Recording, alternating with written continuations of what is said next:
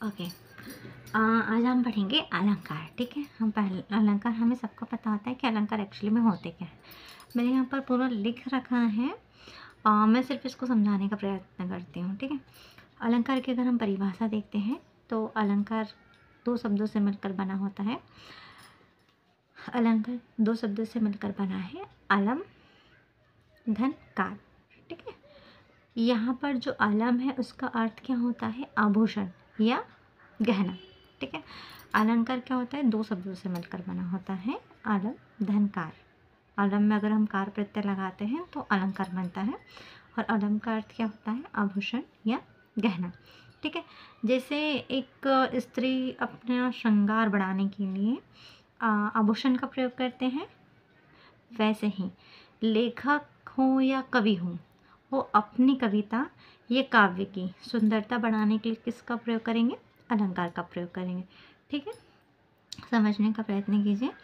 कोई स्त्री है, अगर वो अपनी सुंदरता बढ़ाने के लिए श्रृंगार मतलब आभूषण का प्रयोग कर रही है, वैसे ही कोई भी कवि हो, लेखक हो, वो अपने काव्य की सुंदरता बढ़ाने के लिए किसका प्रयोग करेगा, अलंकार की।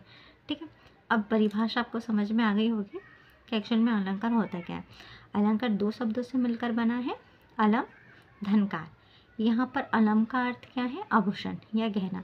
लेखक अपनी कविता या काव्य की शोभा या सुंदरता बढ़ाने के लिए अलंकार का प्रयोग करता है। ठीक है, समझ में? ओके, अब देखिए इसकी एक और परिभाषा बढ़ाती है, काव्य की शोभा बढ़ाने वाले तत्वों को क्या कहते हैं, अलंकार कहते हैं। ठीक है, परिभाषा इजी है, काव्य की शोभा बढ़ाने वाले तत्वों को अलंकार कहते हैं। अलंकार के अगर हम प्रकार की बात करते हैं तो अलंकार तीन प्रकार का होता है। एक शब्द अलंकार होता है, एक अर्धालंकार होता है, उभय अलंकार होता है।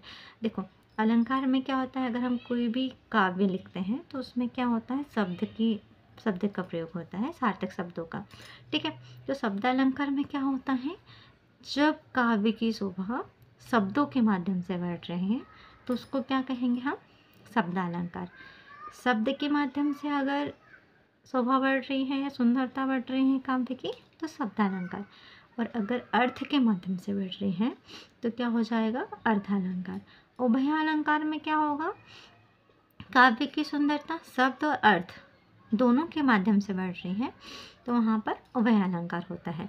ये हो गई आपकी अलंकार की परिभाषा और अलंकार के प्रकार। अब मैंने यहाँ पर सिर्फ दो ही अलंकार बताए हैं, एक अतिशयोक्ति अलंकार बताया है और एक पुनरुक्ति प्रकाश अलंकार बताया है। ठीक है, अगर हम बात करते हैं अतिशयोक्ति अलंकार की, तो अतिशयोक्ति अलंकार में क्या होता है, ये जो अतिशयोक्ति होता है ये भी दो शब्दों से मिलकर बना होता है, अतिशय प्लस उक्ति। ठीक है, अतिशय प्लस उक्ति से मिलकर बना है, जिसका अर्थ क्या निकलता है, किसी भी कथन को हम बढ़ा चढ़ा कर कहते हैं। ठीक है, परिभाषा देखिए इसकी, अतिशयोक्ति शब्द अतिशय प्लस उक्ति से मिलकर बना है, जिसका अर्थ अत्यधिक बढ़ा चढ़ा कर कहा गया कथन। ठीक है, अब देखिए जब काव्य की पंक्तियों में किसी बात को अत्यधिक बढ़ा चढ़ाकर बताया जाता है तो उसे अतिशयोक्ति अलंकार कहते हैं। जब काव्य की पंक्तियों में किसी बात को अत्यधिक बढ़ा चढ़ाकर बताया जाता है तो उसे अतिशयोक्ति अलंकार कहते हैं।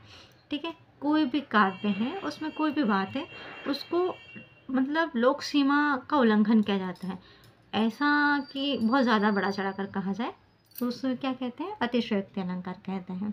जैसे देखिए उदाहरण, हनुमान की पूंछ में लगन न पाई आग, लंका सारी जल गई गए निशाचर भाग।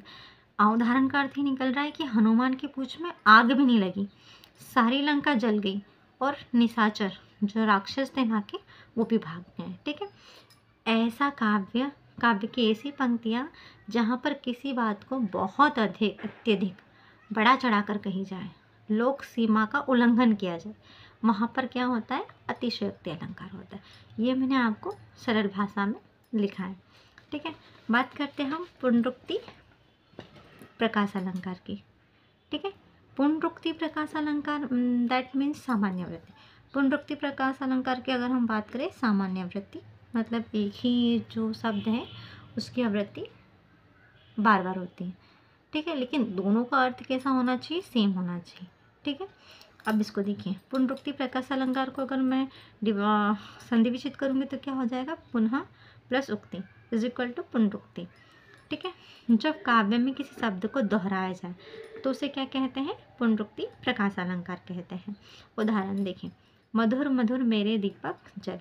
यहाँ पर मधुर मधुर मैंने क्या कहा है, शब्द को दोहराया जाना, ठीक है। हम इस शब्द को दोहरा रहे हैं लेकिन दोनों शब्दों का अर्थ कैसा हो रहा है, एक ही निकलना चाहिए। मधुर और मधुर दो शब्द हैं, दोनों शब्दों के अर्थ कैसे होने चाहिए, एक ही होना चाहिए।